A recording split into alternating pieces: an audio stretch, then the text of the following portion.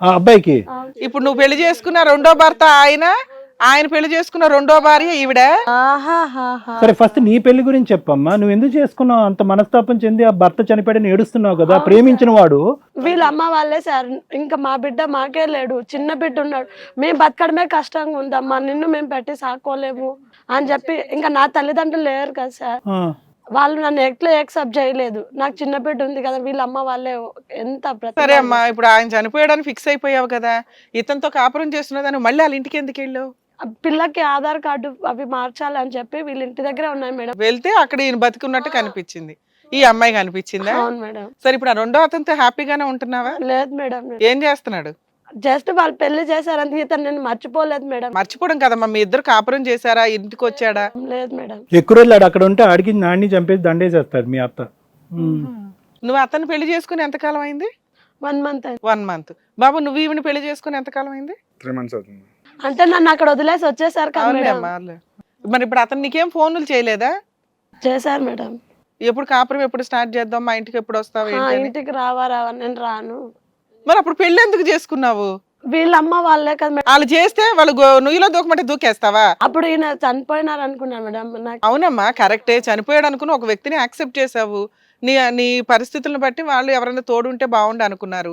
ఆ వ్యక్తితో నువ్వు ఇష్టపడి పెళ్లి చేసుకోకపోయినా కాపురం అయితే చేయాలి కదా, ఎందుకు చేయలేదు అంటున్నా. నా మనసు యాక్సెప్ట్ చేయలేదు. నాకు కొంత టైం కావాలి అని నీ ఇంటికి నువ్వు వచ్చేసావు మళ్ళీ. పాప ఎక్కడుందమ్మా? నీతోనే ఉందా? ఆ మనిషి మంచోడేనా? మాట్లాడతావు రెగ్యులర్ గా? లేదు సార్. ఏం పేరు బాబు నీది? సాయి. సాయి. మాట్లాడదు అసలు, ఏం కాంటాక్ట్ లేదు? ఫిజికల్ గా అసోసియేషన్ ఉందా మీ ఇద్దరి మధ్య? అది కూడా లేదు, ఏదో బొమ్మల పెళ్లిలాగా అయింది అంతే. ఇప్పటికీ కూడా అతను వద్దు, నీ భర్తే నీకు కావాలి. ఏం సరిత నీకు అదేంటమ్మా? చెప్పండి సరిత, అతను ముందే పెళ్ళైందన్న విషయం తెలుసా నీకు? వాళ్ళ వైఫ్ చనిపోయిందని చెప్పి చెప్తే నేను మ్యారేజ్ చేసుకున్నాను. చిన్నప్పటి నుంచి మీ బావ క్యారెక్టర్ కూడా ఎట్లా చేసుకుంటారు? మ్యారేజ్ అయిందని చెప్తే ఒక అమ్మాయి తెలిసి కూడా ఎట్లా చేసుకుంటది మ్యారేజ్? సరే నీకు first marriage second marriage? First marriage. First marriage. ఒక సెకండ్ మ్యారేజ్ అతను చేసుకోవాల్సిన అవసరం నాకు తెలియదుగా మేడం, వాళ్ళ వైఫ్ చనిపోయిందని చెప్పి. చచ్చిపోయిన అతన్ని ఎందుకు చేసుకోవాలి? చచ్చిపోయి విడోవర్గా ఉన్న వ్యక్తిని ఎందుకు చేసుకున్నావు? వాళ్ళ వైఫ్ చనిపోయింది అంటే అతనికి ఫస్ట్ ఒక మ్యారేజ్ అయిందనే కదా, నువ్వు సెకండ్ అబ్బాయిని ఎందుకు చేసుకోవాల్సి వస్తుంది అంటున్నా. అవన్నీ తెలియదు కదా మేడం, తనకి పెళ్ళయిందనే విషయం కూడా తెలియదు.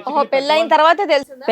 పెళ్ళైన తర్వాత మొత్తం తెలిసింది, పెళ్ళైన తర్వాత రోజు తెలిసింది. ఫస్ట్ నీకు అసలు ఫస్ట్ మ్యారేజ్ అయిందని కూడా తెలియదు. బావా సిటీలో జాబ్ చేస్తున్నాడు, సంబంధం వచ్చింది, మనవాళ్లే కదా అని పెళ్లి చేసుకున్నారు. తెలిసింది, తెలిసినాకేంటి మరి? ఇప్పుడు యాక్సెప్ట్ చేస్తావా అతన్ని? నాకైతే కావాలి. ఎదురుగా వాళ్ళ వైఫ్, ఫస్ట్ వైఫ్ కనిపిస్తుంది. మరి ఇప్పుడు వాళ్ళు మంచిగానే ఉంటాం, మరి నా పరిస్థితి ఏంది మేడం? అసలు అట్లాంటి వ్యక్తి 3 ఏళ్ళు లవ్ చేసి ఒక అమ్మాయిని రోడ్డు మీద పడేసి ప్రెగ్నెన్సీ తెచ్చి ఒక ఆడపిల్లని కానీ వాళ్ళని రోడ్డు మీద పడేసిన వ్యక్తి నీతో ఉంటాడని ఎలా అనుకుంటున్నావు? అంటే మేమంతా ఒకే క్యాస్ట్, ఒకే కుటుంబ సభ్యులు, సర్దుకొని ఉండిపోతారు, మీరంతా ఒక గ్రూప్ అయ్యారా ఏంటి ఇప్పుడు? ఫస్ట్ అతన్ని అడుగమ్మా, నీ మనసులో ఉన్న ప్రశ్న అతన్ని అడుగు. మమ్మల్ని ఎవరు కావాలి చెప్పు? నాకైతే ఇద్దరు కావాలి. ఇద్దరా? గోబా ఇద్దరు కావాలా నీకు? ఇద్దరు కావాలా? ఒకరిని చూసుకో. నేను కావాలా, అది కావాలి తెలుసుకో. ఏదో ఒకటి మాట్లాడాలి బాబు. ఏంటిది చేసేదంతా చేసి మళ్ళీ పక్కన ఈవిడ కావాలి ఆవిడ కావాలంటే ఎలాగా? అయ్యా బాబు ఇంత సైలెంట్ కూర్చున్నావు ఏంట్రావా? అయ్యా బాబు సినిమా తీయొచ్చు. ఏంటి ఇద్దరు కావాలి? ఇక్కడ ఇద్దరు ముగ్గురు ఇస్తారనుకున్నారా? పగలు కొడతా. ఎవరు కావాలి? అది కావాలి, నేను కావాలి నీకు. ఏమని చెప్పి చేసుకున్నావు అమ్మాయిని పెళ్లి? ఇంత మోసం చేస్తారా? మోసం ఏం చేయలేదు నాకు. మోసం కాదా? మోసం చేయలేదా?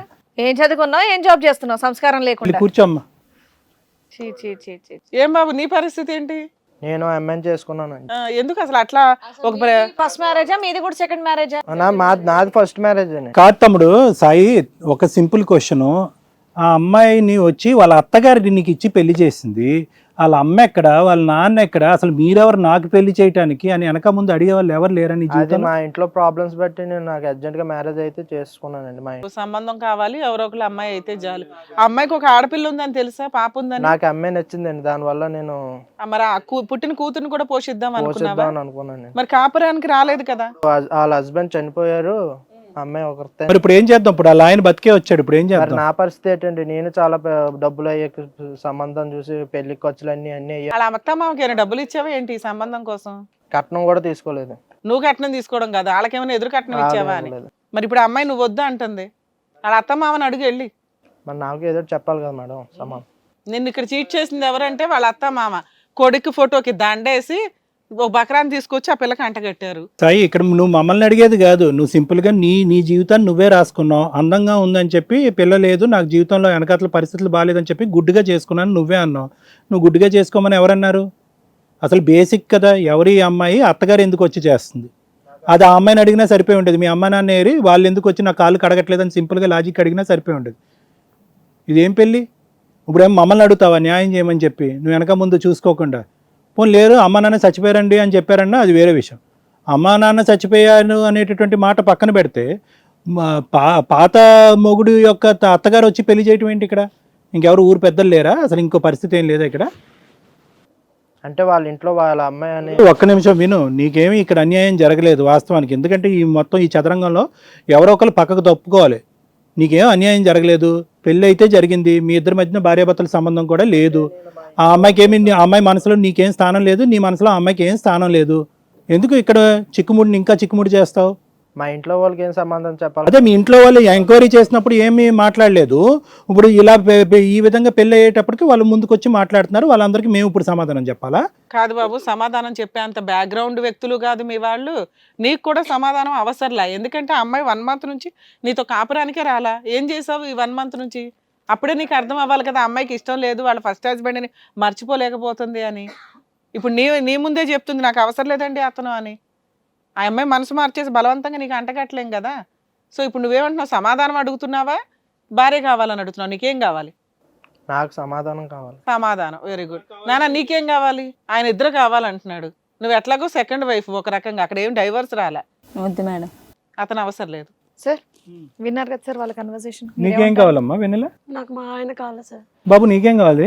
సార్ ఒకరిని అన్యాయం చేసి ఇంకొన్ని వదిలినాం కదా సార్. ఏది? మరి నాకు చేసింది అన్యాయమే కదా నాన్ని. ఆయనకి ఇద్దరు కావాలి. నాకు నచ్చక నేను వదిలేసాను. బిహేవియర్ ఏం చేశాను చెప్పు? చెప్తున్నా కదా, సరిగ్గా వంట చేయవు, సరిగ్గా అరే పట్టించుకోవు. వంట అనేది ప్రాబ్లం కాదు నాని. వంట ప్రాబ్లం కాల్చింది అని నువ్వు సరిగ్గా పట్టించుకోవడం లేదు నన్ను. ఎంత ప్రేమ పిలుస్తున్నాడు చిన్ని చిన్ని చిన్ని. సరే ఇక ముందు నుంచి ఎలా ఉండాలి వెంకటేష్? ఇప్పుడు మళ్ళీ ఆవిడని ఒక్కదాన్ని యాక్సెప్ట్ చేసి ఈ అమ్మాయిని ఎవరైతే సరిత ఎవరైందో ఈ అమ్మాయిని పక్కన పెట్టడానికి ఈరోజు నీ పక్కన ఉన్న వెన్నెల ఏం చేయాలి? నీ సోకాల్డ్ చిన్ని ఏం చేస్తే కనుక ఇవిని మళ్ళీ యాక్సెప్ట్ చేస్తాం? మీరు పిలుచుకునే విధానం బట్టి మీ ఇద్దరి మధ్యన చాలా ప్రేమ ఉందన్నది మాకు అర్థమవుతుంది. ఏం చేస్తే కనుక ఆ అమ్మాయిని యాక్సెప్ట్ చేస్తావు, నీ మరదల్ని వచ్చిన దారిని వెనక్కి పంపిస్తావు. నీకు నచ్చినట్లే ఉంటాను నాన్న, నువ్వు చెప్పినట్లే వింటా, నువ్వు ఏది చేయమంటే అది చేస్తా. నాకు మాత్రం మా ఆయన కావాలి సార్. ఖచ్చితంగా, అందులో డౌటే లేదు. ఏముంది దానికి?